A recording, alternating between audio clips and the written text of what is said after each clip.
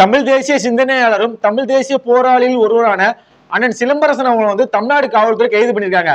அவங்க ஏன் கைது பண்ணாங்கன்னா, அதாவது தமிழ்நாட்டுல பல கடைகள்ல முக்கியமா தமிழ் புறக்கணிக்கப்படுது. தமிழ் புறக்கணிக்கப்பட்டு முழுக்க முழுக்க ஆங்கிலத்தினால எழுதியிருக்காங்க. ஒரு சில கடையில ஹிந்தியில எழுதியிருக்காங்க, ஒரு சில தெலுங்கு எழுதியிருக்காங்க. புறக்கணிச்சுட்டு வேற மொழியில கடையில பேர் எழுதியிருக்காங்க, கடையை விளம்பரப்படுத்திருக்காங்க.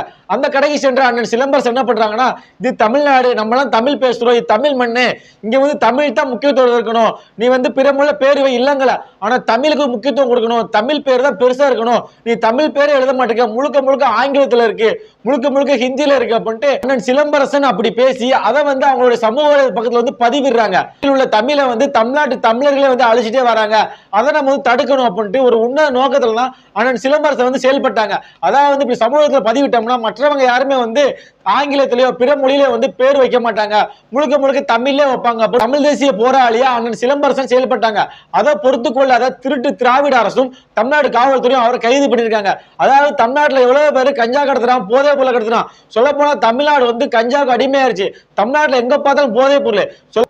சொல்ல போனா நேற்று வேளச்சேரியில கஞ்சா போதையில் இருந்த கஞ்சா குடிக்கி நாய்கள் டெலிவரி பாயை அருவாட்டு தாக்கி அவரை அடிச்சு அதை வீடியோ எடுத்து அதை அவங்களுடைய சமூக வலையத்துல பதிவிடுறாங்க.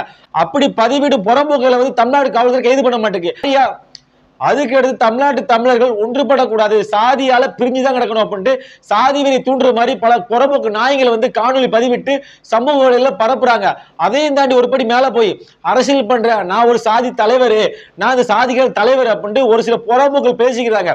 பேசிக்கிட்டு முழுக்க முழுக்க அதாவது அவனுக்கு வேலைக்கு போக உடம்புல தெம்பு இருக்காது, வேலை செஞ்சு கஞ்சி குடிக்க அவனுக்கு தெம்பு இல்லாம என்ன பண்றாங்கன்னா சாதியை வச்சு பிழைப்பு நடத்துவான். குறிப்பிட்ட சாதியை எவ்வளவு கொச்சப்படுத்த முடியுமோ கொச்சப்படுத்தி அவன் சமூகத்துல நல்ல பேர் எடுத்து அதன் மூலமா பணம் சம்பாதிக்கிற பல சொறி பிடிச்ச நாய்கள் இருக்காங்க.